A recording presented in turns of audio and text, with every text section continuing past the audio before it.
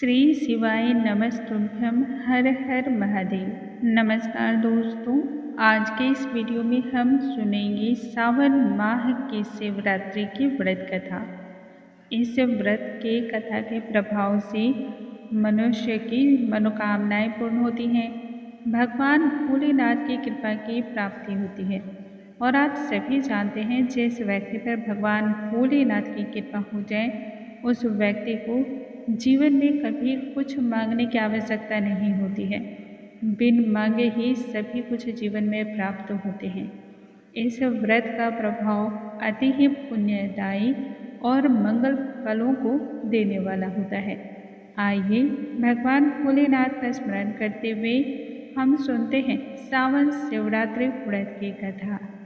बोलो हर हर महादेव, जय शिव शंभु। हे भोलेनाथ, हे माँ पार्वती, सदैव अपनी कृपा हम पर बनाए रखना, हर दुख विपदा को हमसे दूर रखना। आपके श्री चरणों में हमारा कोटि कोटि नमस्कार है। प्राचीन काल की बात है, चित्रभानु नामक एक शिकारी पशुओं की हत्या करके स्वयं का तथा अपने कुटुंब का पालन पोषण किया करता था। चित्रभानु एक साहूकार का ऋणी था। समय पर ऋण ना चुका पाने की वजह से साहूकार चित्रभानु पर क्रोधित हो उठा। क्रोध और आवेश में आकर के उस साहूकार ने चित्रभानु को शिव मठ में बंदी बना लिया। संयोगवश उस दिन शिवरात्रि थी। बंदी बना हुआ चित्रभानु मठ में सोचता रहा कि अब क्या किया जाए।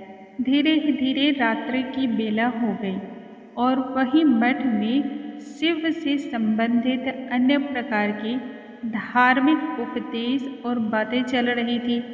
वह उन्हीं को सुन भी रहा था। इस तरह से शिकारी ने बंदी होते हुए भी शिव से संबंधित अन्य तरह के महात्म्य का श्रवण किया और शिवरात्रि की कथा का वहाँ पर श्रवण भी किया, क्योंकि वहाँ पे शिवरात्रि की कथा का वाचन भी चल रहा था।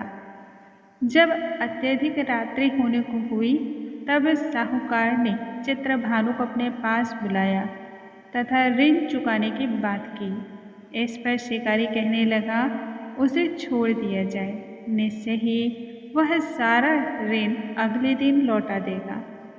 शिकारी ने चित्रभानु की बात मानते हुए उसे छोड़ दिया। शिकारी झटपट शिकार के लिए जंगल की ओर चल पड़ा, लेकिन दिन भर चुकी वह बंदी गृह में पड़ा था तो भूखा और प्यास से व्याकुल था।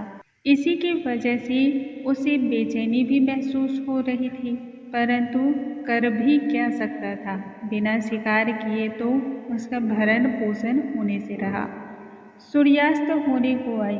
ठीक वहीं पर समीप में एक जलाशय था। चित्रभानु उस जलाशय के समीप पर इस आशा में गया, निश्चय ही इस जलाशय के किनारे जंगली जानवर पानी पीने, अपनी प्यास बुझाने के लिए आएंगे और तभी वह शिकार कर लेगा। यह उम्मीद करके ठीक वहीं पर एक वृक्ष था जो कि बेल का था। वह उस बेल के वृक्ष पर चढ़ गया।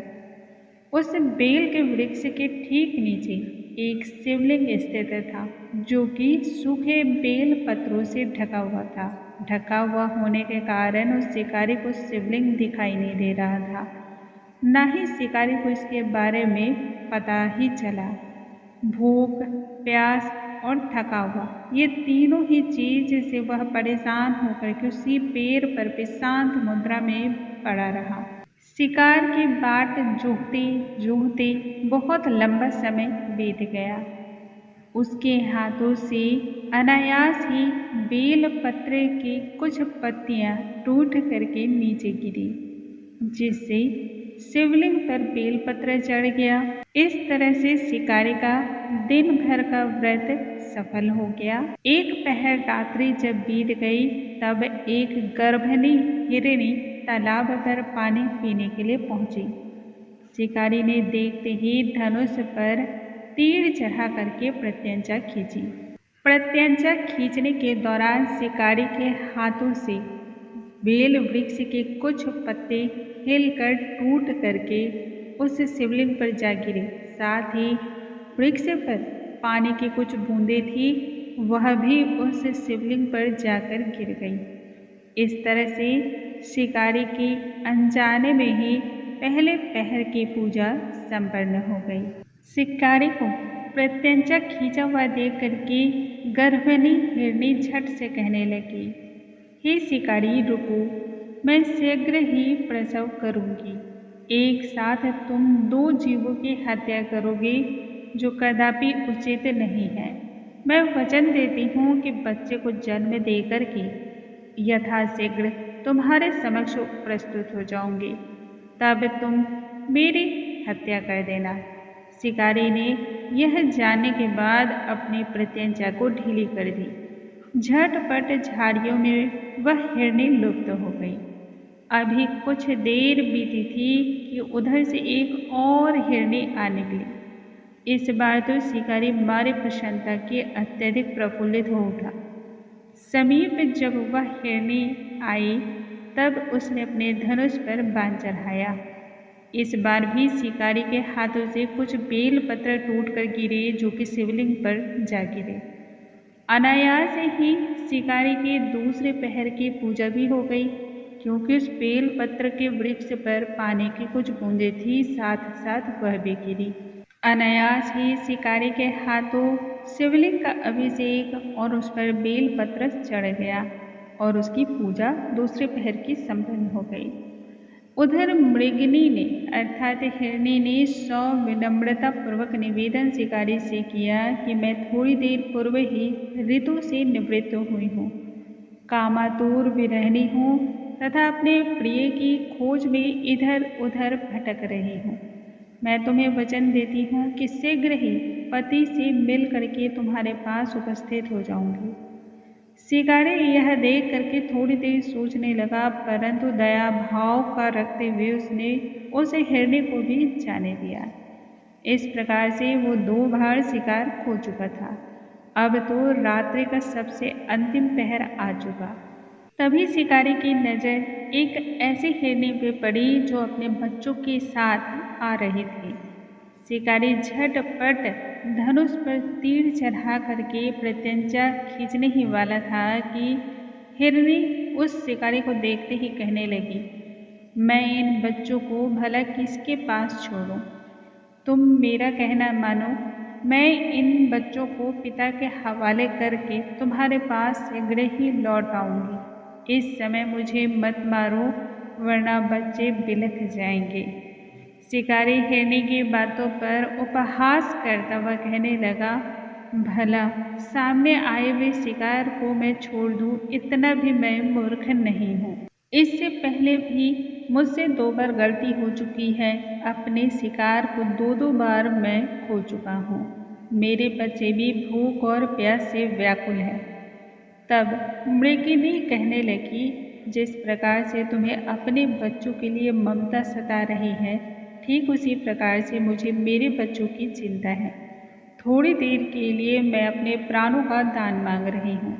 मेरा विश्वास करो, मैं तुरंत ही इनके पिता के पास इन बच्चों को छोड़ करके लौट आऊँगी। हिरनी के इस दीन वचन को सुनकर के शिकारी को फिर से उस पर दया आ गई और उसने उस हिरनी को जाने दिया।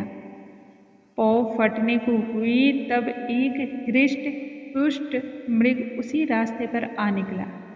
शिकारी ने उसे देखते ही मन बना लिया था कि इसका शिकार तो वह अवश्य ही करेगा। जब शिकारी ने अपने प्रत्यंचा को खींचा तब वह मृग अति ही विनीत स्वर में कहने लगा, हे भाई, यदि तुमने मुझसे पूर्व यहाँ पर आने वाली 3 हिरनियों तथा छोटे छोटे बच्चों को मृत्यु के घाट उतार डाला है, तब मुझे भी मारने में तुम तनिक भी विलंब न करो, ताकि मुझे उनके वियोग का एक क्षण भी दुख न सहन करना पड़े। मैं उन 3 हिरनियों का पति हूँ। यदि तुमने उन्हें प्राणों का दान दिया है तो मुझे भी कुछ क्षण के लिए जीवन का दान दे दो। मैं उनसे मिल करके तुम्हारे समक्ष शीघ्र ही आ जाऊँगा। मृग की बात सुनकर के तब शिकारी ने सारी कथा मृग को सुनाते हुए कहा कि अब बताओ किस प्रकार से मैं विश्वास करूं। मेरे हाथों से तो सब कुछ जा रहा है। मैं अपने परिवार के भरण पोषण के लिए बहुत अधिक चिंतित हूँ। फिर भी न जाने किस ब्रह्म ज्ञान के तहत शिकारी ने उस हिरण को भी सहृदय जाने दिया। रात्रि में जागरण, दिन का उपवास, शिवलिंग पर बेलपत्र और जल के अभिषेक को करने से शिकारी का हिंसक हृदय कब निर्मल और पवित्र हो गया था, उसे इस बात का एहसास ही नहीं हुआ। उस शिकारी के हृदय में भगवत शक्ति का वास हो चुका था। अनायास ही शिकारी के हाथों से धनुष और बाण छूटकर भूमि पर गिर पड़ा। अभी थोड़ी ही देर व्यतीत हुआ था कि वह मृग सपरिवार शिकारी के सामने उपस्थित हो गया ताकि शिकारी उनका शिकार कर ले। जंगली जानवरों की ऐसी सत्यता, एकता, सात्विकता और प्रेम भावना को देख करके शिकारी का मन गलाने से भर उठा तथा नेत्रों से आंसू की झड़ी लग गई। इस तरह से शिकारी चित्रभानु ने हिरण के परिवार को जीवन का दान दिया। अनजाने में ही सही, परंतु शिवरात्रि व्रत के प्रभाव से चित्रभानु को मोक्ष की प्राप्ति हुई। मृत्यु के बाद जब शिव के गण उस शिकारी को लेने आए तब अद्भुत विमान को लेकर उसे शिव धाम लेकर के गए, जहाँ वह शिव के धाम में शिव के चरण में परम भक्त बनकर के सदैव उनका बना रहा। बोलो भगवान शिव शंकर की जय। जय शिव शंभु। हर हर महादेव। दोस्तों, आज हमने सुना श्रावण शिवरात्रि व्रत की कथा। कल आगे की कथा के साथ और नई जानकारी के साथ हम फिर से मिलेंगे। तब तक के लिए नमस्कार दोस्तों।